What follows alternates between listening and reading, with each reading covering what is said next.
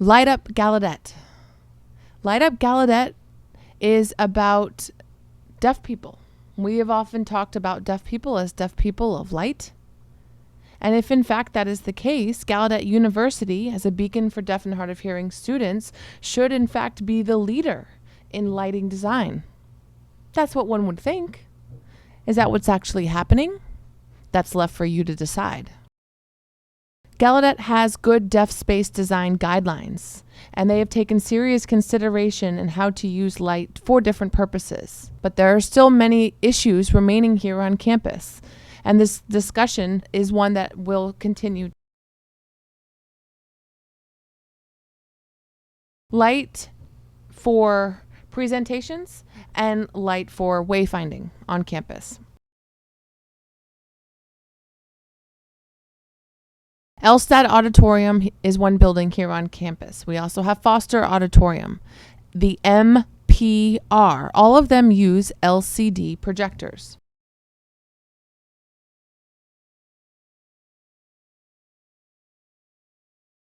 If you look closely at the screen, there's a lighting issue. It's almost a fight between the speaker and the screen.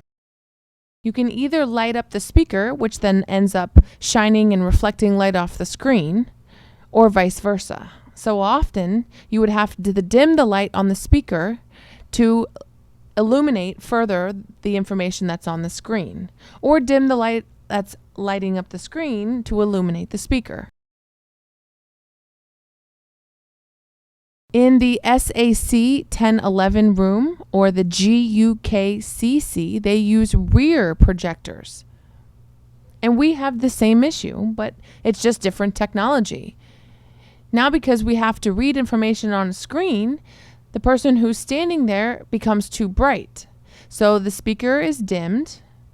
And if they happen to walk to the center of the stage, I can't see the information behind them and I can't see the speaker. So who's winning, the speaker or the screen? It's an ongoing battle and it is a problem.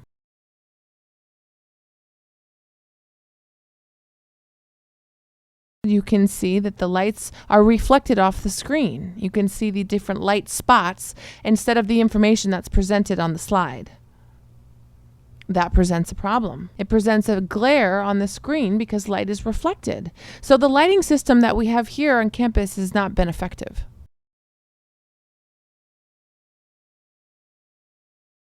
This battle has ensued, this battle between screen and speaker, who has control over the light, for some time now. And it seems the screen always wins. The medium is in fact the message.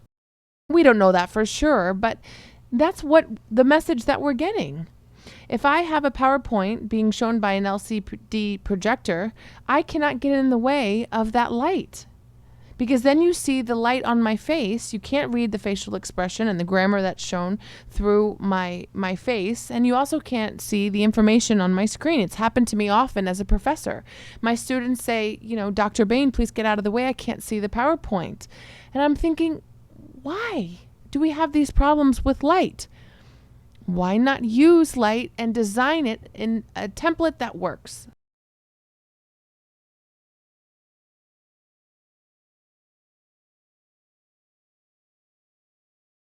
A template where we've created a way for me to stand in this field of vision that allows students to see the information that's either behind or around me. What would help is some distance between the screen and the speaker. But that's not very comfortable to someone who's in the audience because that's quite a bit of distance. And I have to turn my head one way to see the speaker and then turn my head in the opposite direction to see the information on their PowerPoint.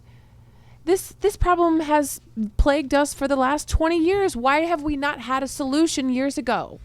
Why? Why is that not happening? And I think it's basically happening because we just don't have a space or a structure that encourages research and further analysis on the usage of light.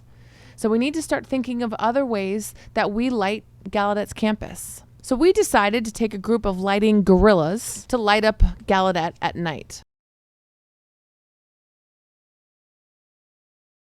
We gathered around in a circle and we talked about the meaning of light. For hearing people, if the light is dimmed, it means you simply can't see.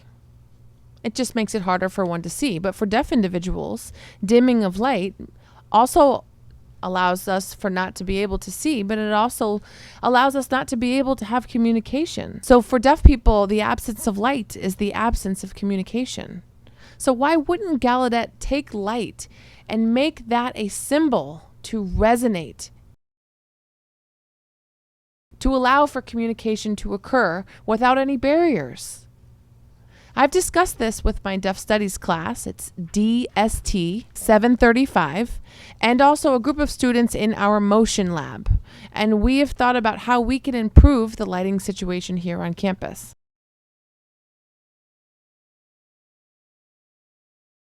Once we got together, we became inspired by a group called the Lighting Gorillas. The Lighting Gorillas are in Europe, in Asia, and they go to different cities that have dark buildings and they illuminate them. They transform the environment with different lights and gels. So we decided to use this approach and test how we could change Gallaudet University at night. We did a study of the layout, different places around Gallaudet, and we found that Gallaudet wasn't pretty, and it wasn't suitable for grammatical usage. And then the places that were lit up were too lit up. So we all decided to gather one evening and bring flashlights, and we brought gels. Identified places where we wanted to go and illuminate, and we headed to the front of the campus. The first place where we went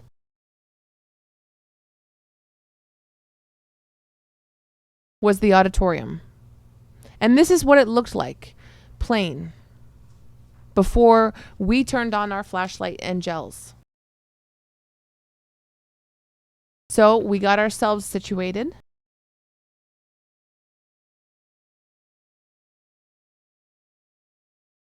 We had some discussion before about the use of light and spillover effect and how we would establish our flashlights and gels to create the effect that we wanted. We used green and red in an alternating pattern. And once we had everything situated the way we wanted, this is what happened. We transformed that space. Not only did we transform that space, but the light brought texture to the walls that it illuminated. I could almost feel what I saw. It brought new meaning to that space for me. We were astounded. And we were inspired by what we had done.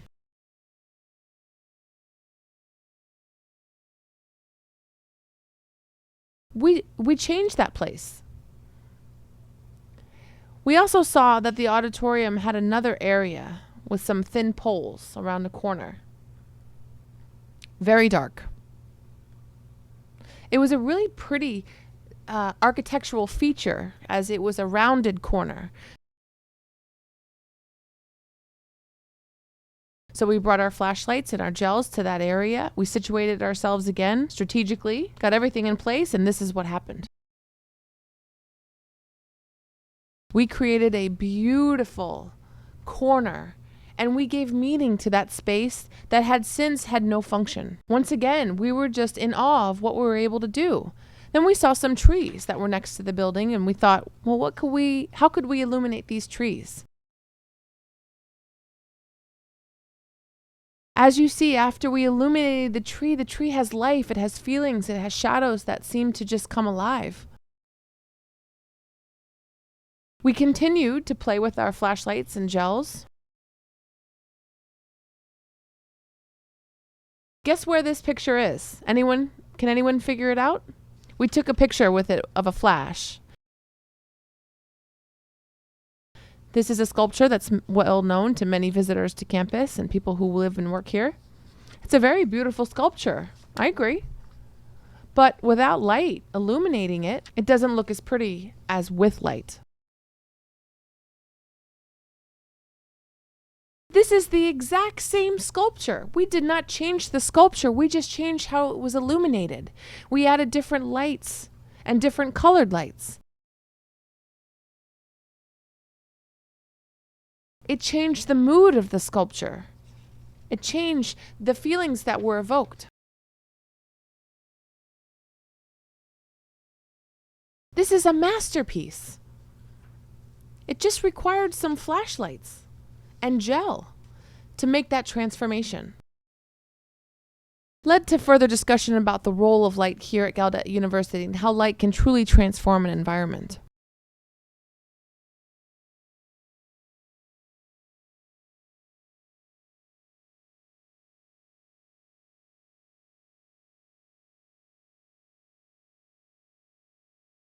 We got together another time, my students and I, and we wanted to, this time, test shadows. There was a German couple who came to visit campus, and they were helping us test out light and creating shadows with light. Oftentimes at Gallaudet University, we can do things like this and make sure that the outside community and our surrounding neighborhoods know that this is a place of deaf people.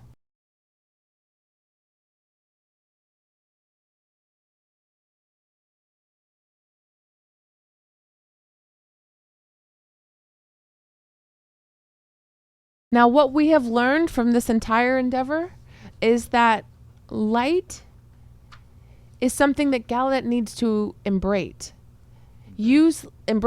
Light needs to resonate with Gallaudet. It can't just be a cost-saving measure. Light needs to be a value.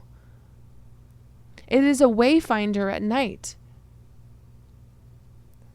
If I were able to describe where a building is by saying that it is illuminated by a green gel or a red gel, imagine how people would be able to find their way around campus with ease. Through the spillover effect, we could create different shape and texture to the spaces that we have long since seen none. And as a communication tool, we need to illuminate spaces on Gallaudet strategically. And by that, we could use light as an identity, as a way of being. There are some lighting issues and problems. We need to be finding solutions. There are possibilities that are out there. What has been happening is that we don't have one centralized location that is charged with exploring this question or finding a resolution to the lighting issues that we have here on campus. If in fact we were to establish a lab, then Gallaudet could in fact be called the people of the light.